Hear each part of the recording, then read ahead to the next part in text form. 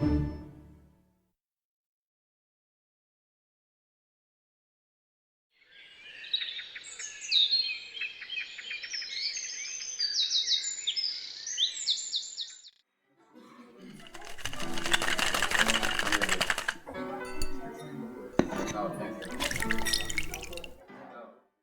listening to the Dean Martin Association podcast, the place for all things Dino.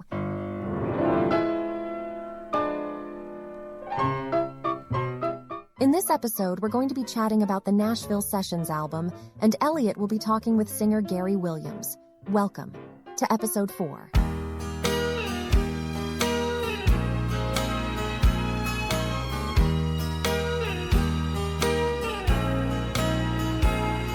I think of all the things I promised you. There's still so many things I didn't do. I know it hasn't been the way that you expected it to be, but I need you, girl. Don't give up on me.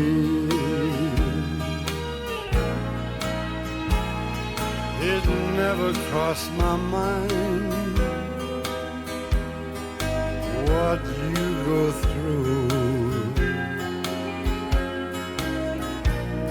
forgiving me each time for hurting you.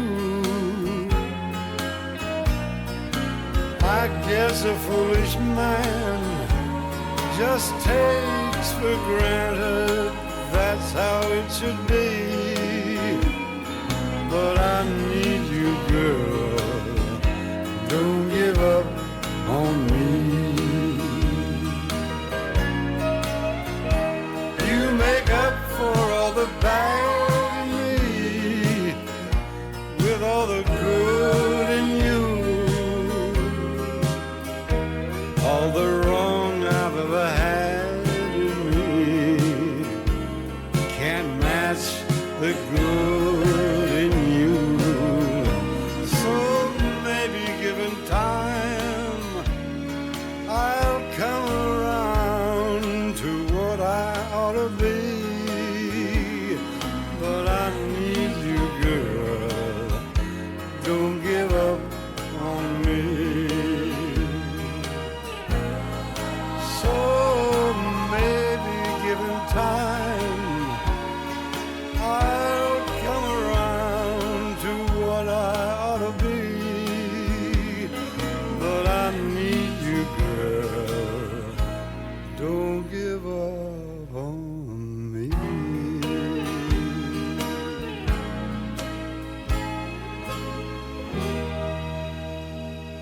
Oh, yes. Well, Yeah, that's a great one. I think it's the only one where his voice sounds 20 years younger. Yeah. Yeah. Go through it. That's a hard album. And I think I told you that, Elliot. Told somebody. Maybe it was somebody on a page. It was Liam from King of Cool. That's a hard album to listen to because you hear his age. Yeah, Yes. You know, Yeah. you've gone from 1978 when that last album was released to this, and it's hard. Yeah. I remember Yeah. buying it and listening it and putting it on and thinking, oh my word, Mm. because I hadn't heard anything contemporary at the time. Yeah. Yeah, exactly. Kind of when you listen to his music in succession, you can hear his voice aging. But yeah, that change from like 1974 for when he recorded Once in a While to literally 9 years Correct. later when he recorded Nashville, it's just dramatic. There's a change in his voice from 1973 Yeah. Mm-hmm. or started to go slightly out of key. You can hear him change. not being able to have control, Something in that, which was sad. Yeah. Well, I suppose ultimately he obviously was diagnosed with lung cancer, wasn't he, in mid-90s, well, early to mid-90s. So I'm guessing that probably was taking hold already. He probably had emphysema that we didn't know about. Exactly. I was going to say that he had been diagnosed in the 70s with that. the Yeah. early 70s with that. And you can hear that. You can hear a sick breathing in the late 60s. Yeah. Yeah. No. If you listen to, I know we're kind of going with the point here from Swing Don Yonder, but if you listen to Style that he sings with Bing and Frank, he never holds a note. Mm. Mhm. Bing and Frank hold their notes, but Dean cuts his short. It's quite interesting to listen to the three of them when they're all obviously masters at their are all three of them. But it's Dean's singing style compared to those two when he's singing with them. He really doesn't. I wonder why. Don't know. I think it's these. You know, if you're What, a chain smoker, you just cannot. It ruins your voice. You know. Yeah. I've tried to sing after smoking 2 cigars, and I can't do it. Mm. You know, it's like it does something to the larynx, and you think he was probably on 60 a day And smoking while he was singing. Yeah. And that's just got to damage everything. Oh dear. And you think as well, he kind of, I mean, the guy was 78 when he died. It was a pretty good age from the lifestyle he had. Yeah. Not that he was the hard drinker, but certainly, obviously, he was struggling with his prescription drugs, and he was drinking to help that. But yeah, and he probably gave up smoking, I would guess, probably in the kind of early 90s. But the fact that the lifestyle he'd had and he lasted so long was just incredible. How he just kept going. Very strong man, you know. Yeah. But then when you look at those last pictures of him, it's like a different person. You know, he just literally just changed almost overnight from when he looked for the Together Again tours, and then when he eventually became a recluse and started appearing back at the restaurants. He was just shocking the way that he looked. And that's what happens, isn't it, when your body ravages? Yeah. Anyway, on a happy note. There is this kind, we talked about it a while ago. I mean, Cindy said, this guy who ever saying that Dino wasn't a single seller, etc., etc. Yeah. 50s over here, there were singles hitting the charts nearly every year for 8 years, weren't there? Yeah, absolutely. Yeah, absolutely. My dad said to me, he was in the army, and a bit like your dad, in the early 50s. Kiss, and it was chasing up the charts, and he was like, "Who is this? This is fabulous." And he was a Dino fan in, what was that? Was 1952, I think it was. There's a weird thing that goes on with men, isn't there? With hobbies, in a way that it doesn't seem quite the same with women generally. No. But it's men who are in sheds doing stuff, and it's men who are tinkering away with things and building stuff and trying to get Spitfires flying again and tanks up on the road. It is, isn't it? It's just there's something like that. Whereas women think, look at us all and go, "You flipping idiots." It's true, isn't it, Cindy? My lips are sealed. And speak volumes. I'm a behind the scenes person.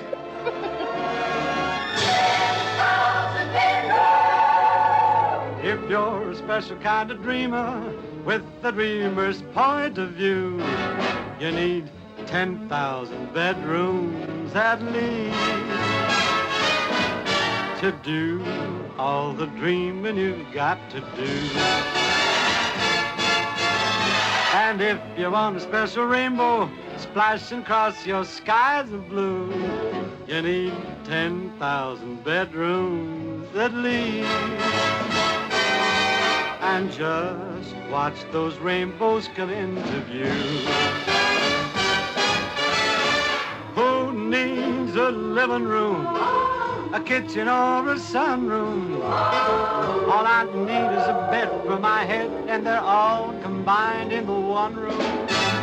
10,000 bedrooms ought to do it, and I'll have them before I'm through. 'Cause when you've got lots of dreaming to do, then 10,000 bedrooms, 10,000 bedrooms, 10,000 bedrooms are all too few. But that's what amazes me, is how he could change his voice to match the style of music. I was sitting here listening to him today, and you know, we go from singing Yeah. from Lover to Loser to, you know, something on a Jolson, and his voice, it's like he turns a switch, Yeah. you know, to make it project what he wants it to. And not everybody can do that, you know, just No. Elvis, but he was copying Dino and all that style. But Sinatra couldn't do it. Bing Crosby could do it to a degree. But that's what Richard said in our last meeting, was that Dean allowed Frank to do his stuff. Yeah, but he made you feel important. Yes. Yeah. He let you shine, and he stood back and did his thing. And I mean, he did that in life. Yeah. You know, he was a very gentle giant. Is, you know, But how I look at him. even so, saying that, kind of when you watch, I guess, you know, we are all biased, of course, towards him, but when you watch Ocean's 11 or an ensemble film, or even any film, whether it's How to Save a Marriage, whatever it would be, he just stands out as soon as he turns up on screen. But I think that it's his humility. Yeah. It's his humility and it's his person. I think That's who he was. What it is, he was damn good looking and oozed charm. That stands out. But that had a lot to do with it. But the back of that was this gentle humility that didn't push all that onto everybody else. Yeah. It was like that Danny Thomas video that you sent to us a couple of weeks ago. Yeah. And he's one of his lines, he had so many one-liners too. He says, I can't help it if I was born irresistible. Yeah. I think that he had a quiet self-confidence that he knew that. I mean, I've said this before, but I was watching something where Rosemary Clooney said Frank Sinatra thought he was the king of Las Vegas, and Dean knew he was. I can't give you anything but love, baby. That's the only thing I've plenty of, baby. Dream a while, scheme a while, we're sure to find happiness, and I guess all those things you always pined for. Gee, I'd like to see you looking swell, baby. Diamond bracelets Woolworth doesn't sell, baby. Till that lucky day, you know darn well, baby, I can't give you anything but love.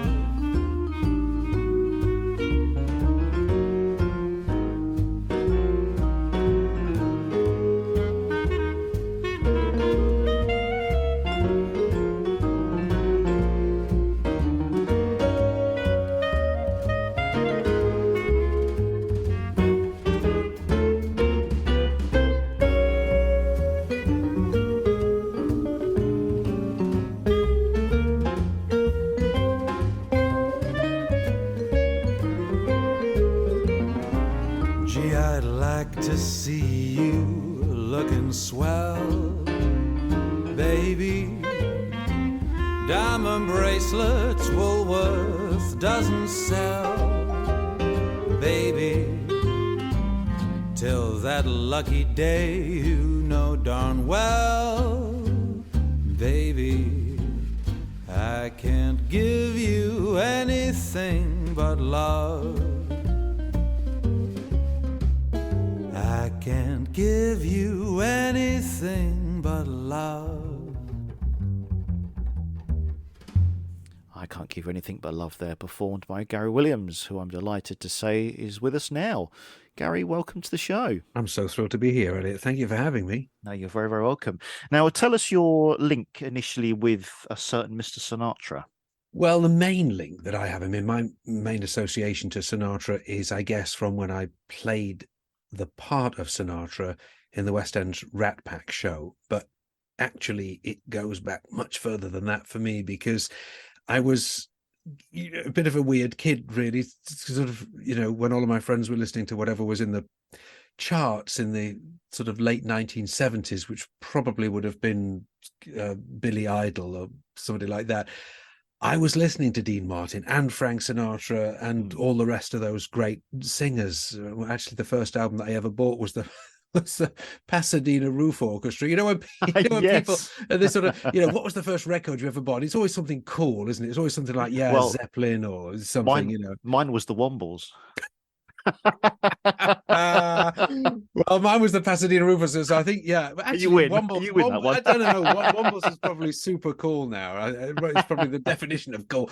Have you still got it? Your record? No, actually, that's a tragedy. I gave them to my son. It was a 3-record set. It was wonderful, but I did put them on CD, so I have got them somewhere on a CD. But no, I don't listen to them, Gary. I'd like to point out. We should have, if I'd have known that, we could have been doing this podcast in Womble costumes. That would have been absolutely interesting. But yeah, which one would you be?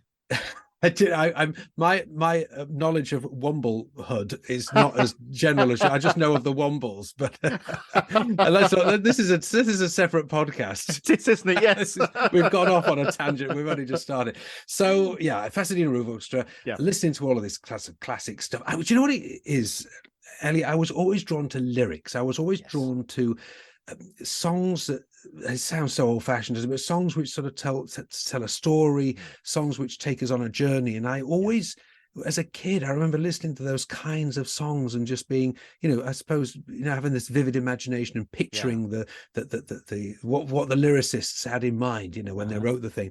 Yes. And so, I grew up as a Sinatra fan. I didn't study singing anywhere, but I did love to sing, and I sort of sang around the house. Then I started doing gigs. I'm from Grimsby. I was doing gigs in the working men's clubs up there. And, my career sort of started with me really singing mostly Sinatra type songs. Yes. And I think of course, I was aware of, Dean Martin. I was listening to bits of Dean Martin, but it was only really when I did the Rat Pack that Dean Martin and Sammy Davis Jr. became much more front and center for me. Yes. Yeah. It's interesting that you kind of say that you kind of listen to this music when you're growing up, and I suppose from my point of view as well, so was I. It also the influence of my kind of father listening to Dean's work. But it's interesting that a lot of the kind of people that I talk to are kind of our age. I'm kind of pretty probably about my age, I'm guessing. We all seem to have this connection with this music that seems to last our lifetimes, as it were. I mean, I kind of went through phases myself of kind of listening to, Madonna and Rod Stewart, Lady Gaga, all these kind of acts that have come and gone to some extent. Obviously, those kind of three that have kind of with us all for durations, really. But it seems to me that this kind of era, that the Sinatra, Dean Martin, the Rat Pack era, seems to stick. Why do you think that might be? I have a theory. Well, I think it's because the stuff that we listen to these days, which we call loosely the Great American Songbook, is actually a very, very tiny distillation of decades of writing. Because for all of these classic tunes that we all swoon over, this is, they don't write like this anymore. Yeah. There were probably 200 absolutely dreadful songs written at the same time, right? Yes. There's all of this crap, as there is today. But there are, as there are today, fantastic songs being written, and there were fantastic songs being written. So over the years and over the decades, the rubbish gets left behind, and you just end up with this tiny proportion of really great classic songs, either because there were fantastic performances by these artists, or the songs themselves. It doesn't matter who's, which makes them a standard, doesn't it? That sort of they're reinterpreted by different people in different generations. And I'm absolutely sure that, well, just in the same way, we think about the 70s now, and you could listen to a compilation of sort of 20, 30 hits of the 70s, and they're all going to be absolute crackers, right? Yes, that's right. How many, we all, can remember some of the rubbish that was written in the 70s. Same with the 80s, same with the 90s. There's fantastic music being written now, but there's some awful stuff as well. So, I don't know if that really answers your question, but the thing is, of course, there is something different. I mean, I suppose the question is there something different? Is there something special about that era of songs, what would we say, written up to the 1950s or something like that, you know? Yeah. And I guess it's just taste, isn't it? It's the kind of songs that you like to yeah. listen to, and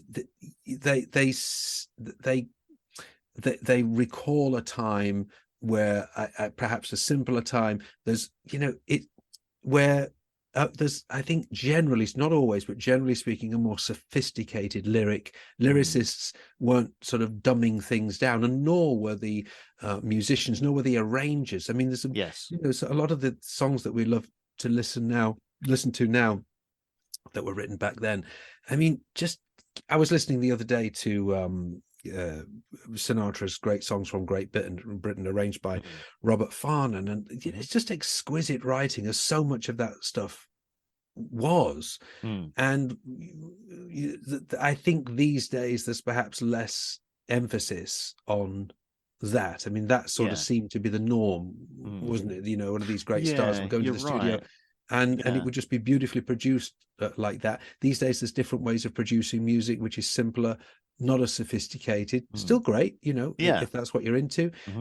But then I don't know, I think about that kind of stuff, and I just think sort of rich and lush and romantic and dreamy and timeless. Yeah, you're right. I mean, I recently discovered Sinatra's Watertown album, and I've you must be the third person. Yeah, well, yeah, it's an interesting album, and it's.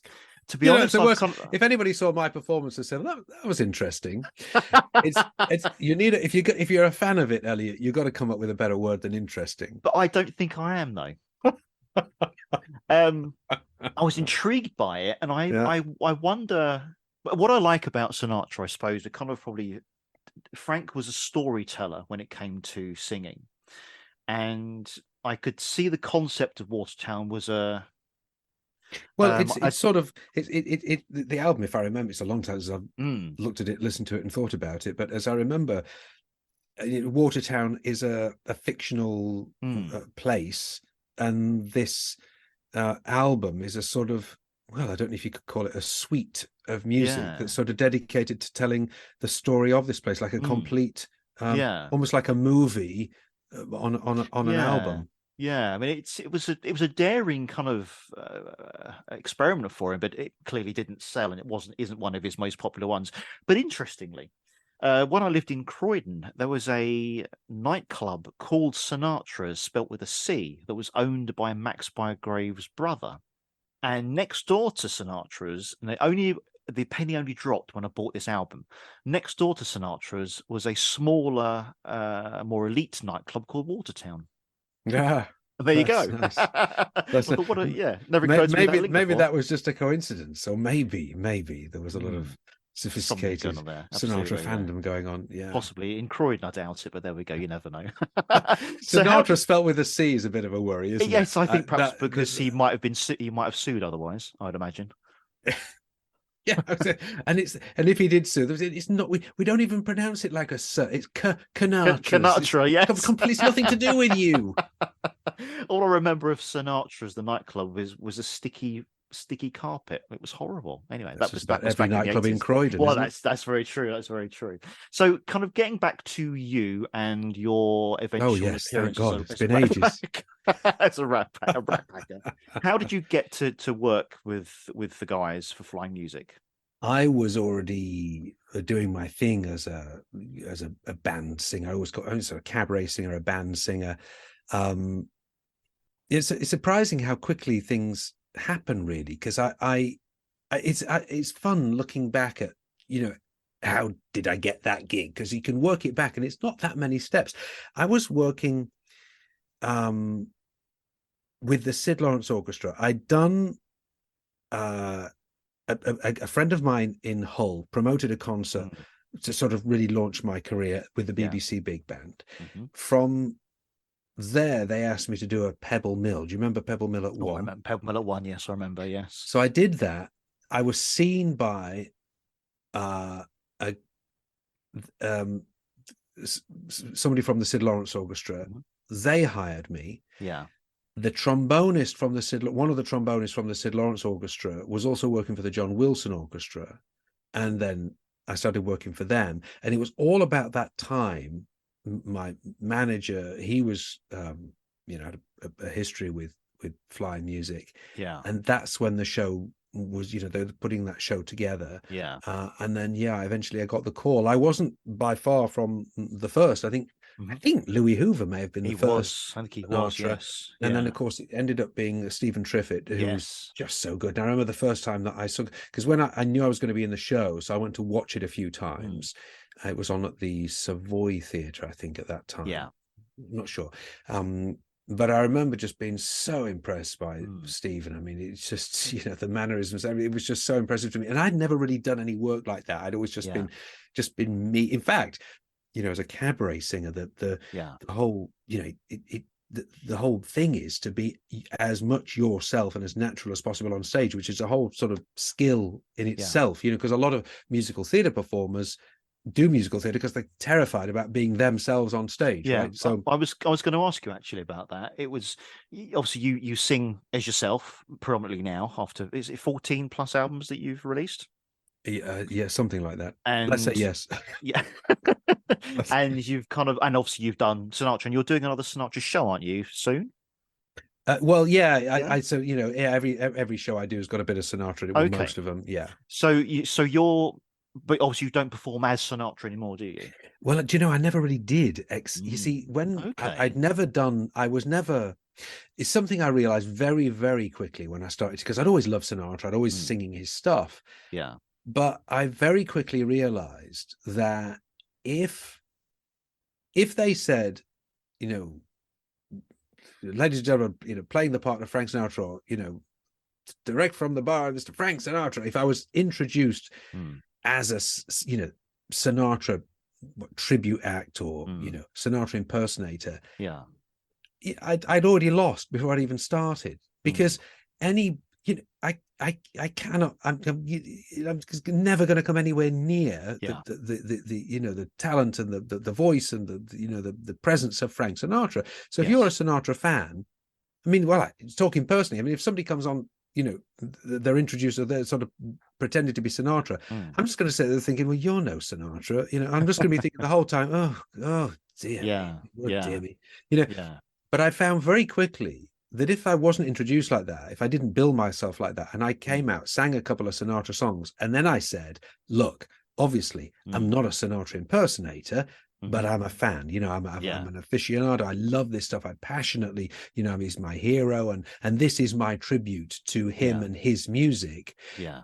I would feel that the audience would sort of just sigh a little breath of relief and just think, okay, we'll judge this. That's fine. This is a guy. His own merits. He's got a nice voice, nice guy singing songs that we love.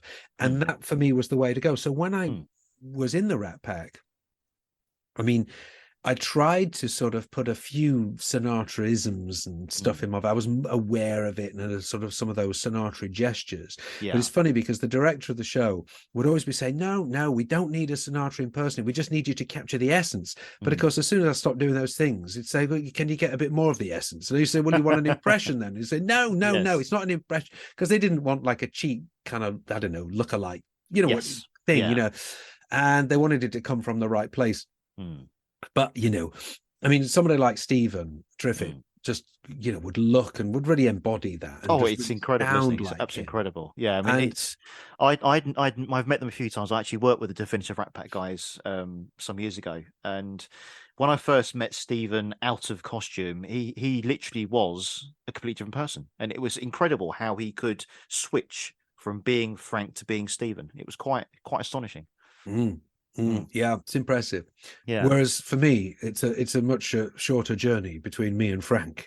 But I think that kind of in that way, that's because you're focusing on your own merit as a singer in your own right, and I think that's only fair. And kind of listen to your music.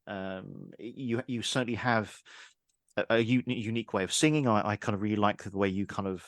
Your tonal kind of construct is really quite powerful, and it's great because you simply do not sound like Frank, and that's no disrespect at all to your music, and I think that's a good thing. Well, it's it took. I really tried for a long time, because when I was growing up, as I said, listening to this stuff and singing along with it, of course, I probably sounded much more like Frank when I was 10, than I do now, because I was just copying all the phrasing, and I was just doing an impression, as we sort of do, and then, as I started to do this professionally, I thought, I really need to find my own voice, and I really tried to stop doing. I remember, I'd try singing, maybe I'd try and sing Under My Skin, with the Nelson Riddle arrangement. I might try and sing that. Years ago, I'd sort of be experimenting on gigs, and I think, okay, how would Matt Monro have sung this song? Or how would Andy Williams have? How would that phrasing be? And I would mess around with things like that. And I think eventually you sort of find your own way, which is just a mashup of everything that you've picked up along the way, right? I don't really think about those things, but I just sort of do it, and I just assume. It's very hard to be objective, isn't it, about yourself? But I guess there's bits of all of those people that I've listened to and loved in there. And I think so, and that's where inspiration comes from, ultimately, isn't it? I mean, you're inspired by these artists, so therefore it's natural for your own career to have those echoes of those people. And also, it's I debated with myself for a long time this whole thing of, well, I'm British, why am I singing in an American accent? Yes. And and I remember Carol Kidd, the wonderful Scottish jazz singer. I just love her voice. She's made some wonderful albums, and I remember seeing her. Actually, that was in Grimsby. It was at Grimsby Jazz Festival. She came out on stage. She sang her opening number, and then she talked like this. Oh, I'm so happy to be here tonight. I can't believe it. It's amazing. And actually, she didn't say that. Was just my generic Scottish accent. She didn't say anything like that at all. But she was Scottish, and I was shocked because I'd only heard her sing in this sweet American voice. And likewise, Lisa Stansfield, beautiful kind of voice, and then all of a sudden she's got this Rochdale accent. Also, I did an interview with Georgina Jackson. I don't know if you know who she is. She's a wonderful trumpeter and singer. Okay. She's fantastic, and she's from Wigan. Yes. And I asked her, I said, we were talking about the voice and being from the north, and she's got quite a strong accent. And we were talking about that, and she said, my mum sent me for elocution lessons. I said, well, what happened? She said, well, not much, obviously. She was playing the trumpet in a different accent, exactly. Exactly. But yeah, it's a funny thing. I sort of feel that these songs just don't really sound right sung in a British accent. It just doesn't really stick. But it also, I think, as well, it comes down to even the songs themselves, because how many songs have been written about New York, in Houston and so on, but you can't really imagine singing a song about Grimsby. My kind of town, Grimsby is. It doesn't work, does it? It works. It works. Okay, How okay. dare you? How dare you? And Croydon, you could get Croydon is. Yeah. I lost my car in Croydon town or something. Yeah. Yeah, my car was nicked. Yes. In Croydon car park. Yeah. But yeah, so yeah, I guess.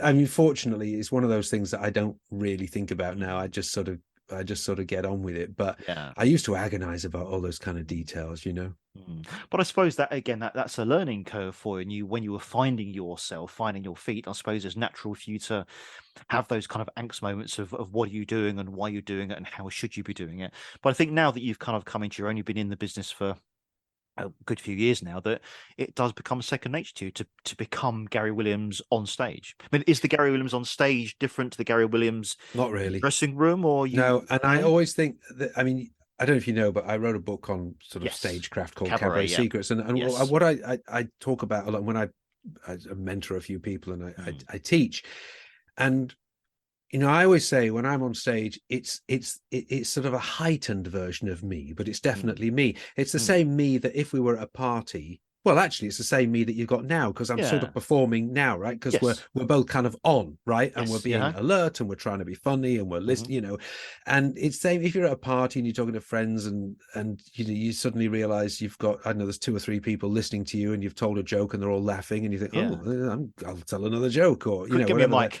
mic. They're loving Yeah. it. These. Yes. It's the same thing. You're on stage. Of course, you're being looked at and people are listening to you. You've got to hold their attention. So you're sort of, when I'm on stage, I'm sort of showing off for an hour, but I'm not like that all the time. That'll be insufferable, but it's not, it's just quieter when but I'm pretty much the same person off stage. And that makes life easier. When you're doing something, it's all about sincerity. And I've got a question for you. I mean, how was, you're a Dean Martin expert. I mean, what was the difference between his stage persona and him in real life? Because of course his whole shtick was this very affable, very relaxed, very, just as if he'd just sort of rolled up there without any thought, right? As if we just got him the real Dean. Yeah. What was the difference between him on and off stage? He was Dean Martin on stage, but Dean off stage is the first way I can explain it. And an example I kind of use quite often is when we met him in 1983 when he did his London concerts, and he was so anxious about going on stage that you met him before. Before the show, in his dressing room, and he was so anxious about going on stage. It was like he'd never done it before in his life. It was like it was incredible. And my father said to him, but you're Dean Martin. Why are you, obviously say, why the hell are you nervous? But it was like, but you're Dean Martin. You've got nothing to worry about. That it was apple juice in his glass. There was no whiskey there. And it was all done because people believed that he was a drunk, believed he was laid back, believed he was lazy. And that's what he projected because he knew that's what people wanted to see of him. And so the thing that people have always said to me, it's just an act, he wasn't drinking on stage. That's true then. Yeah, absolutely. Yeah. Fantastic. After filming, when he was on set somewhere, he would go back to his trailer. He would have a glass of milk and a book or watch TV, or he just wasn't interested in going out. When he was doing 5 Card Stud with Robert Mitchum. Now, Mitchum was a notorious drinker and party goer, and Dean was never any to be seen with him. He was always, you assumed that Robert Mitchum and Dean Martin together, 2 kind of heavyweights, hellraisers of Hollywood, as I guess they were probably would have been called. But no, Dean was nowhere to be seen because he went home. We went to his trailer. And so the pictures that we see of, the Rat Pack and Frank and Dean out, and what I'd heard that it was Frank that never wanted the party to end and didn't want to, that Dean would just sort of hang around because Frank wanted him to. Yes, really, absolutely. Yep, that's it. Yeah, but Dean would then go when he was ready to go, and I think the only person that Dean would listen to was Frank. And the other way around. Yes, I think so. Yeah, I think so. It's interesting how those 2 men are so different. Frank was the political driven. He was got what he wanted, got to the top, would take 50, 60, 70 takes to get a song right. Dean, on the other hand, would do maybe 5 to 10 takes. That's enough. I'm going home now. Or he'll wander into the studio, and he had no interest in politics. But when he was doing the Ronald Reagan stint in the 80s, it was all because Frank told him to do it. And I do wonder what hold Frank had over Dean and vice versa when there were 2 completely different people. Very interesting, isn't it? Yeah. We're quite protective of him in that way because we knew him quite well as we could really, I suppose. Well, I think we're quite protective of his legacy in some ways. We don't kind of want the people to kind of put him down. It's probably is calling neither of us to say so really, but we know. But I mean, is that a do people do? I just I never hear people say a bad word about him. I mean, what? Yeah. I mean, there's a few kind of comments you get on our YouTube channel. You get a few people say, he was a drunk, or he's a Republican, whatever people say. But I think anybody, certainly towards the end of his life, when he was very ill, when he was drinking a lot to counter his pain relief and so on, I think in people's mind, that's who he really was. After all, he was a drunk. because that's the impression he gave. Even when he'd retired, he would go into his restaurant in Beverly Hills, clutching his trousers with his with his hands because his belt had fallen off, or he hadn't put his teeth in, or hadn't. It was all these kind of, because he was so ill towards the end of his life, he just literally let himself go. And I think that at that point, in that kind of early to mid 90s, when he died in 1995, I think that the people had kind of, the general public had seen him as this down and out ex-boozing singer. And I think that was a shame. I think it was, because real shame. Yeah, but I think only kind of now recently, the last 15 or so years, I think his respectability has returned, and I think people say he's the king of cool, and well, I think that was a moniker I think that Elvis gave him, but I think in the day he always was the king of cool. I think he just never bothered to do anything about it. He just which is the coolest way to be, isn't it? Absolutely, yeah. And I think for me, I say always been a Sinatra fan. When I started doing the Rat Pack, was paying much more attention to Dean Martin, and when I'd never really taken him seriously as a singer. His sort of image of this sort of, swaggering, easy, affable fella sort of seemed the shtick, and it wasn't, really about being a great singer as Sinatra was, and let it be known that he was. But, Dean had such a fantastic voice. It's when you go into a studio yourself and you try and do it yourself and you listen back, it's then that you realize how good they were. Yes, because it's really, really hard to do that. And just as you said, Dean would go in and 3 or 4 or 5 takes and he'd be done, whereas other singers would agonize and spend it. It's to be that good, to be able to get those results quite so quickly, and this is before things were being pitch fixed, and you could just it was all multi-track digital recording. It sort of was what it was, right? Or you just cut the tape up and put a bit in if you needed to. But I mean, certainly towards the end of Dean's recording career, I would say probably from 1970, 71 onwards, he would record with maybe 3 or 4 session musicians, and then 3 or 4 months later, the orchestra would then come in. So he never recorded, certainly his latter years of his reprise recordings, he rarely, if ever, recorded with the final orchestra on the albums. So he wasn't even around for that. And that's, to me, it's like, well, either the orchestra were incredibly good to kind of match what Dean was doing, or Dean just thought, I'm going to sing this and you guys can put together how you want. Well, afterwards. that's, to be honest, that's down to the skill of the arranger, really. And, and I mean, that is often, I think, I may be wrong here, but one of my favorite albums, which is Nat King Cole Sings, George Shearing Plays, or the other way around, 1962, I've, with all those gorgeous strings, my understanding is that those orchestrations, those big orchestrations, were added afterwards. That it was just recorded, as a small band, and all that stuff was added afterwards. And I mean, it's beautiful. But that's down to the skill of the arranger. I mean, do you, on your own kind of singing style, do you prefer the small, intimate kind of songs, or do you like the big band, or do you like a mixture of both? I mean, I would say it's a mixture of both. I mean, if I had to make a choice, for me personally, just lovely storytelling ballads I love to sing. I also, the tart in me when I'm on stage, loving that applause, loves to do those big bombastic things because they get a great reaction. It's always lovely to see people just having fun, singing along, getting a crowd going. So certain things like, say, That's Life, always work, but I'd be very happy singing. I used to do a Nat King Cole show, and most of the majority of the songs there are ballads, and it's lovely to do. I don't have a very powerful, well, particularly powerful voice. I mean, I can do those things, but my voice gets tired quite quickly, and if I do a lot of that stuff, I'm exhausted. When I do my work on cruise ships, it is all that stuff because it has to be high impact. There isn't really time to be doing indulgent, lesser known ballads. And I am exhausted, and I've done a few of those shows, but when I've been doing sort of intimate cabaret and singing Nat King Cole songs, I could do it all night. I mean, I could it's just like talking, and then that's the way I like to sing.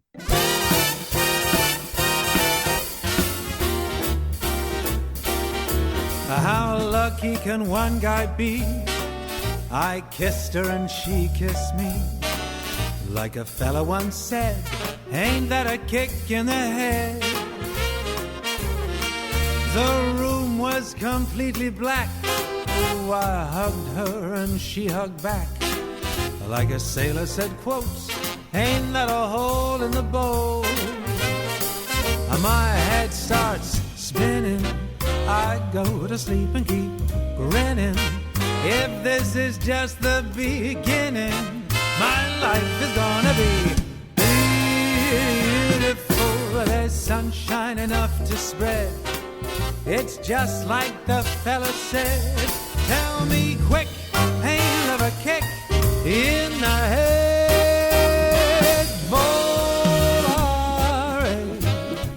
whoa, cantare, oh. Let's fly way up to the clouds, away from the maddening crowds.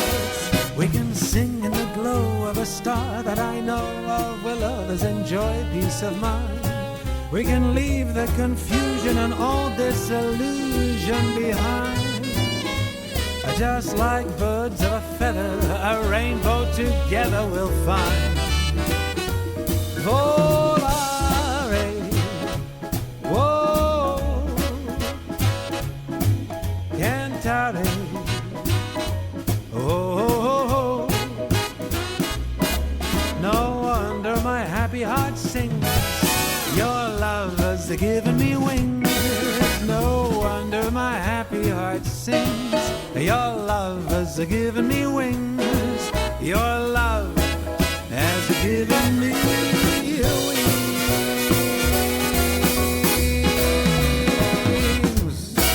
So for our British listeners, where can we see you next?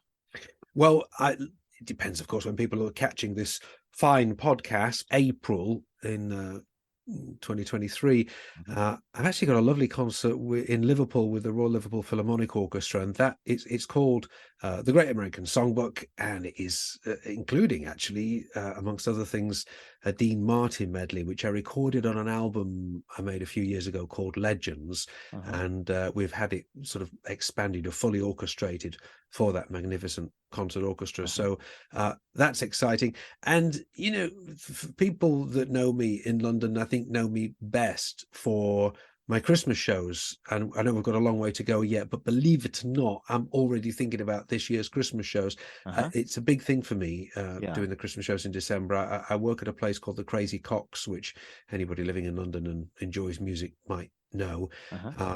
It's a small cabaret room, and I just love doing that show. And I also work with a big band called the Len Phillips Big Band, doing a lot of their shows, particularly in December as well. It's funny to be talking about December already, but that's where my mind is at. Well, yes, of course, absolutely. Months and months ahead, of course. So you're doing anything else? No, I think we said earlier you've got a Sinatra themed show as well at some point.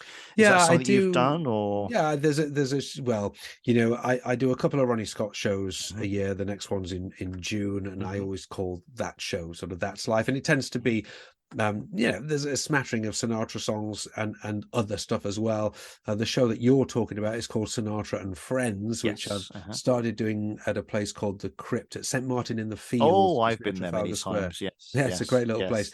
Lovely. This when I go back again, it'll only be my second time, but we had a great time there. And then, of course, there's my cruise ship work, dotted throughout the year. I'm doing a lot less work on ships now that I used to. Like pre-pandemic, I was doing, I don't know, like 20 or more cruises a year. Everybody loves somebody sometime. Everybody falls in love somehow.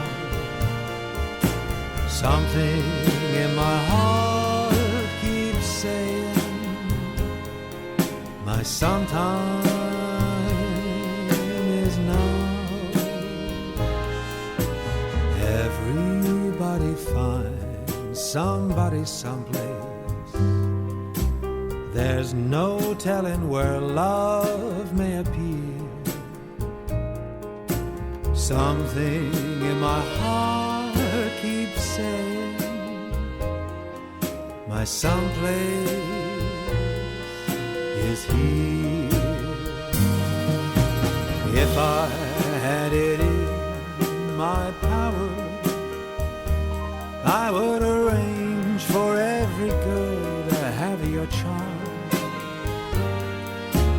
In every minute, every hour, every boy would find what I found in your arms.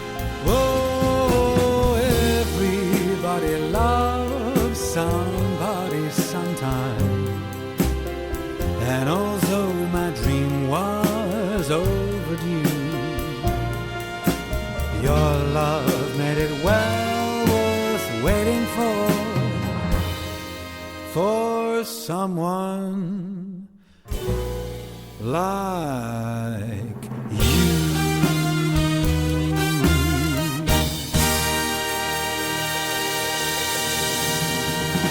No, it's been a real joy, Elliot. Oh, absolutely. No, it's been absolutely it would have been worth the trip to Southend-on-Sea. Oh, God.